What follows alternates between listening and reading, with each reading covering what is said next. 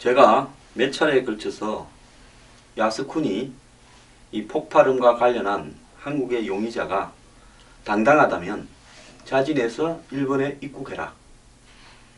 그것이 자신의 행위에 대해서 당당함을 밝히는 거고, 만약 그렇지 않다면 이것은 용공해미자일 수 있다. 이야기를 몇 번 했습니다. 그런데 오늘 오후에 모두가 한상경한테 신경이 쓰여 있을 때 깜짝 놀란 일이 벌어졌습니다. 야스쿠니 폭발음으로 이 범인으로 지목되고 있는 용의자가 자진해서 전격적으로 일본에 갔습니다. 그래서 일본 경찰도 갑자기 이 사람이 일본으로 오늘 입국을 하니까 깜짝 놀랐다는 겁니다. 의외로. 이날 오전에 이 27세 남성이 일본에 온다는 정보가 동경 경시청에 전해졌고, 일본 경시청은 충격적으로 받아들였다는 겁니다. 자, 이분은 전 씨라고 알려지고 있는데요. 자, 지금 신문에는, 언론에는 이 사람을 태운 차, 공항에서 태워서 일본 경찰서로 가는 장면이 지금 나오고 있습니다. 일본 경찰 간부는 설마 다시 일본에 올 줄이야, 경위와 이유는 모른다면서 놀라움을 표시했다고 합니다.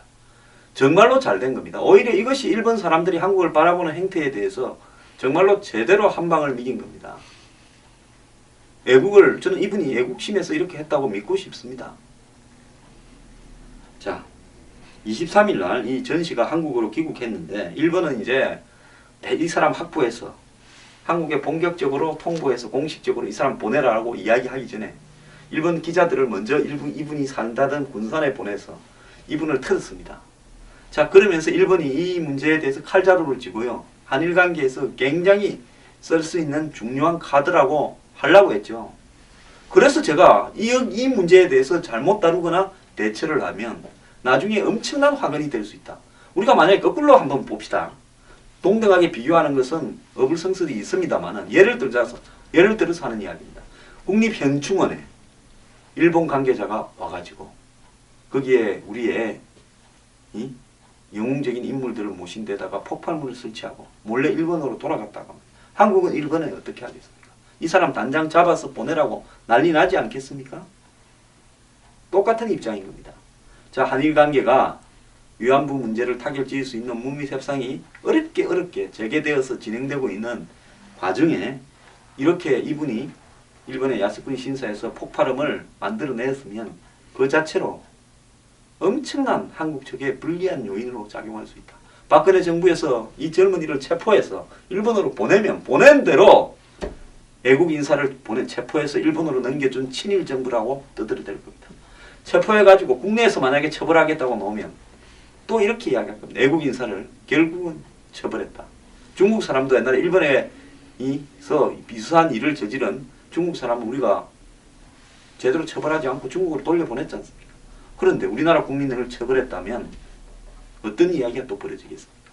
자, 일본으로 보내기도 처벌하기도 진짜 어려운 양상이고, 또 경찰이요, 먼저 나서서 잽싸게 이 양반을 체포하지 못한 부분도, 그랬으면 또 경찰이 눈치 없이 일본의 야스쿠니 신사에 개그를 저지른 젊은 사람을 체포해서 알아서 긴다고 또 비판할 겁니다.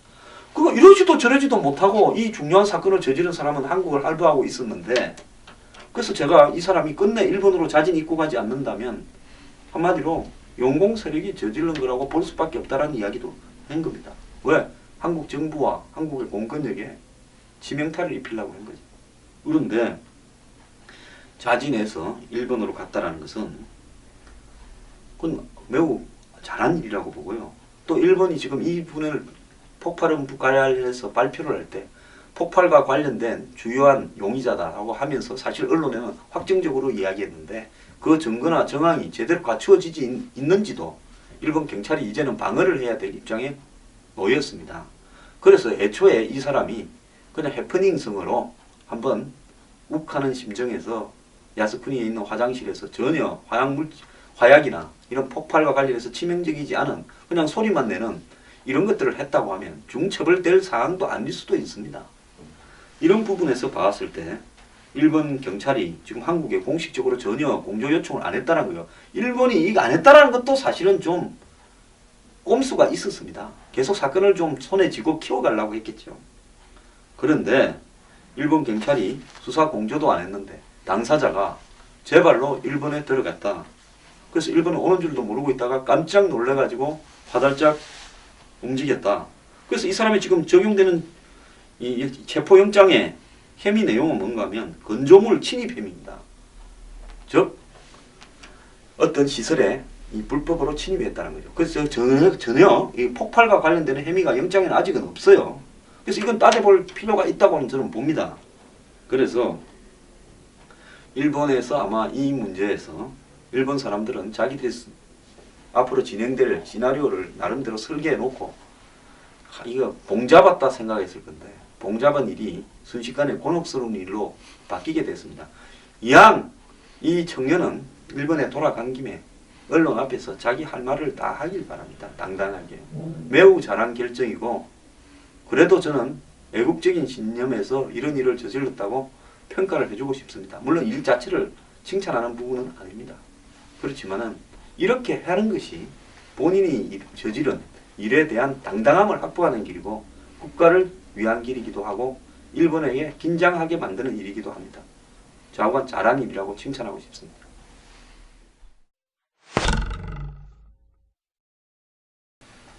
미국의 대선 주자 도널드 트럼프, 이름이 도널드라서 올이라서 그런지 모르겠지만 굉장히 시끄럽습니다.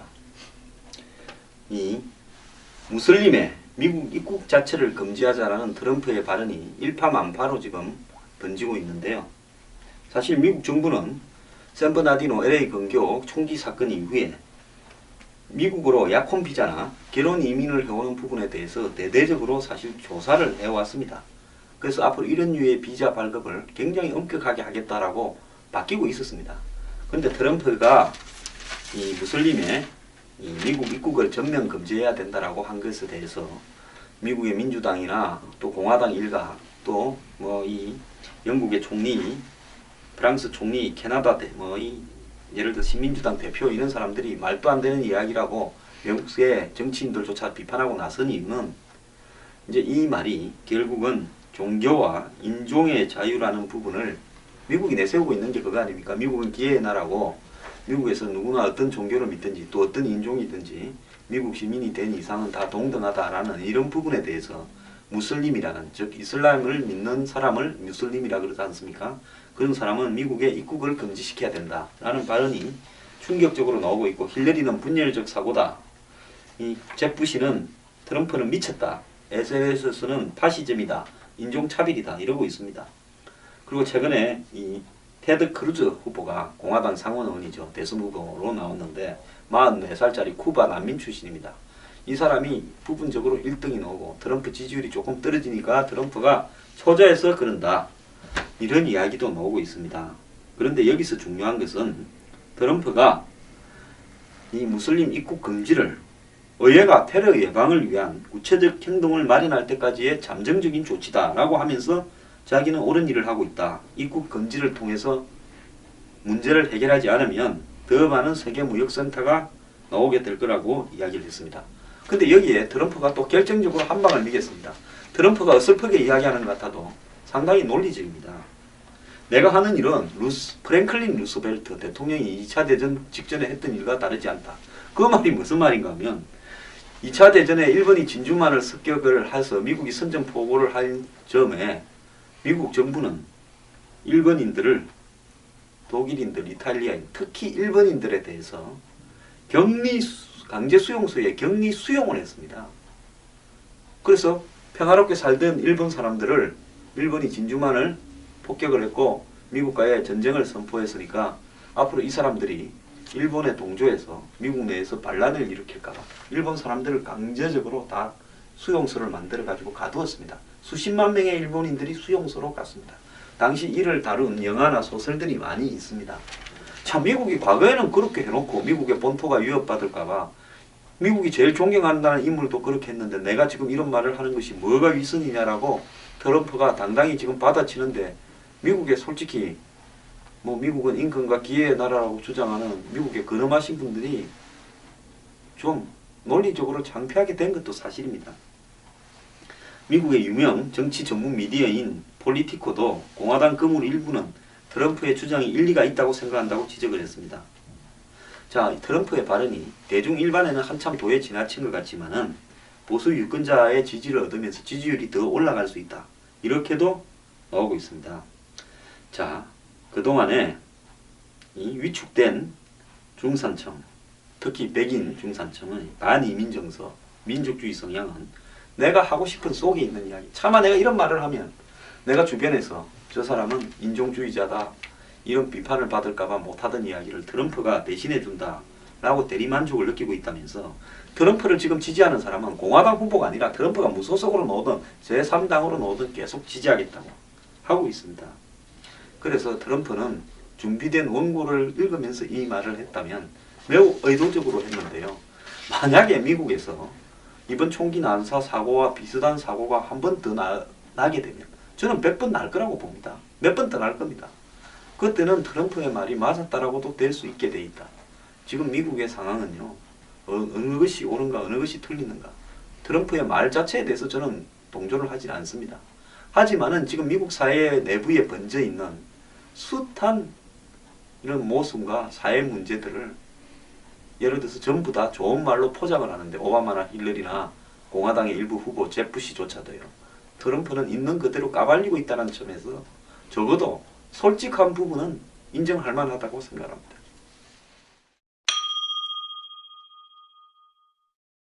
국제 유가가 30불까지 떨어지고 배럴당요, 앞으로 20불대까지 떨어질 수 있다는 전망도 나오지만은 미국은 세일 오일 생산을 줄이지 않고 하루 900만 불까지 점차 늘리겠다, 이렇게 지금 입장을 보이고 있습니다. 미국의 에너지 장관 어니스트 모니즈가 밝힌 이야기인데요. 이 미국은 하루 평균 900만 불 이상이 될 것으로 올해 생산량을 기대하고 유가가 꼰두박질 치는 행태로 대폭락을 하지 않을 거다, 이렇게 보면서, 그리고 유가가 조금이라도 언젠가는 올라가게 되면 이 세일가스 생산도 완전히 회복이 될 거다, 이렇게 이야기를 하고 있습니다. 자, 미국은 이제는 천연가스 가격도 매우 낮은 상황이지만은 생산을 점차 늘리고 있고, 액화 천연가스 LNG도 처음으로 이제 외국에 수출하겠다, 이렇게 입장을 밝히고 있습니다. 자, 미국이 지금 여태까지 미국에서 나는 세일 오일, 세일 가스, 세일 액화가스 등은 수출을 못하게 하고 있었는데 이제 이것을 수출하겠다. 그리고 지금 이 유가가 폭락하면서 세일 가스, 세일 오일 업체들이 다 망해가더라도 버티는 회사들도 있고 경쟁력을 가지고요, 그건 생산성을 향상시키거나 기술 혁신을 했겠죠. 그런 회사들을 중심으로 감량을 하지 않고 생산량을 유지하겠다라는 입장을 밝힌 겁니다. 자, 이것은 미국이 앞으로 세일가스 오일에 있어서 가격 하락으로서 미국의 세일가스 오일을 갖다 죽이려고 하는 오페크를 비롯한 중동의 의도에 넘어가지 않겠다라는 것을 이야기하고 있는 건데요. 결국은 미국과 중동 간에 이런 세일가스 오일을 미국이 가지고 사우디 아메리카가 되겠다라는 의지를 꺾으려고 하는 이런 어떤 시도와 전쟁이 계속 더 진행될 거다. 미국은 아마 좀 있으면 정부에서 세일가스 오일 업체들에게 돈을, 보조금을 주거나 지원해주는 일을 할 거라고 보고 있습니다. 왜?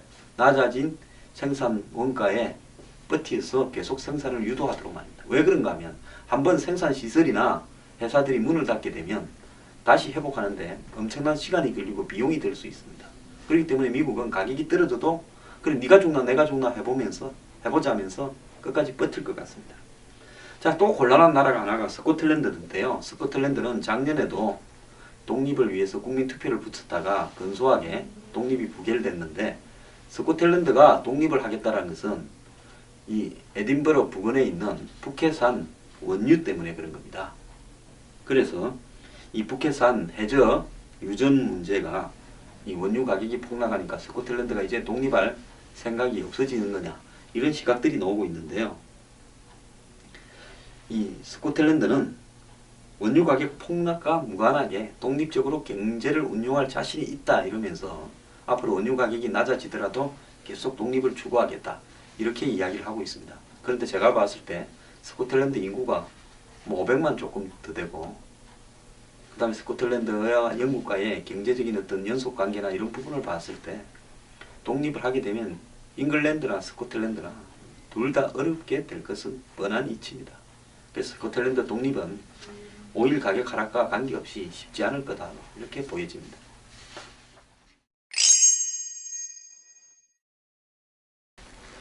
러시아가요 유엔에서 18개월 내, 즉 1년간 안에 시리아에 새양법을 제정하고 거기에 따라서 조기 대선을 실시하자고 이렇게 제안을 했습니다. 이런 러시아의 제안은 이 주변 나라들, 이 이해관계국들을 아마 전부 동의시킬 수 있을 정도에 될 거라고 저는 보고 있습니다. 즉 미국이 요구하는 핵심 조건인 프랑스도 마찬가지죠. 아사드 현 대통령의 퇴진에 대해서는 아직 언급을 안 하고 있는데요. 아마 이제 구체적으로 다른 나라들이 여기에 반응을 보이면 러시아가 아사드는 그럼 어떻게 하자라고 이야기를 할 수 있겠죠. 그런데 IS가 동영상으로 크렘린은 우리의 것이라고 러시아에 대해서 공격을 예고했습니다. 자, 이 중동은 지금 이 중앙 아시아에 있는 이 이슬람 신도들이 체첸을 비롯해서 뭐 곳곳에서 이 러시아 정부와 테러나 여러 가지 부분으로 불편한 관계를 맺고 있는데요. 그래서 러시아가 이 IS 문제에 대해서 더 강경하게 나오는 부분도 있습니다. 그래서 IS가 아마 러시아에 대해서 보복 공격을 예고했는데 제가 볼 때 머지않아서 러시아도 대형 테러 사건이 터질 거라고 생각이 듭니다. 자, 어쨌든 러시아는 IS 때문에 서방과의 우크라이나 크림 반도를 둘러싼 대립 구도에서 협조하는 관계로 지금 자연스럽게 연결되고 있는 것 같습니다. 그리고